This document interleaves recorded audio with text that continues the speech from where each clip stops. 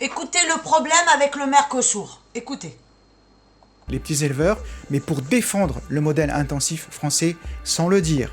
Parce que les principaux bénéficiaires de cette logique, ce ne sont pas les paysans en difficulté, ce sont les grands groupes de l'agroalimentaire, ceux qui jouent sur tous les tableaux. Eh ben oui. Est-ce qu'au moins les éleveurs français s'en sortent bien? Non. Pas du tout.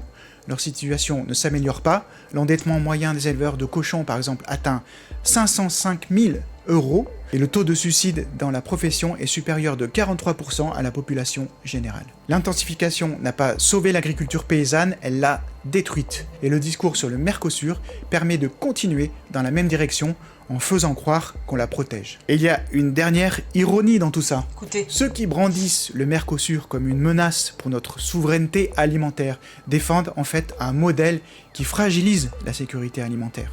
Voilà. Donc vous avez entendu, le Mercosur, il y a énormément de vices cachés. On nous dit pas la vérité.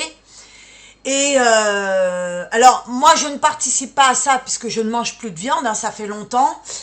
Mais ce que les gens ne comprennent pas, c'est que là, les abattoirs, il y a des gens psychologiquement qui sont touchés, qui se suicident.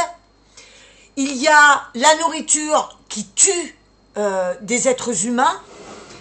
Et les gens ne comprennent pas que la nourriture aujourd'hui qui nous est vendue, c'est un poison. Il faut le comprendre.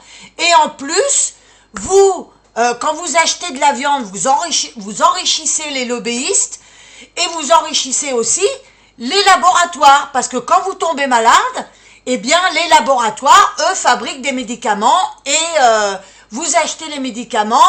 Alors évidemment, remboursés par la Sécu, moi ça me fait bien rire. Et vous enrichissez tous ces lobbyistes. Voilà.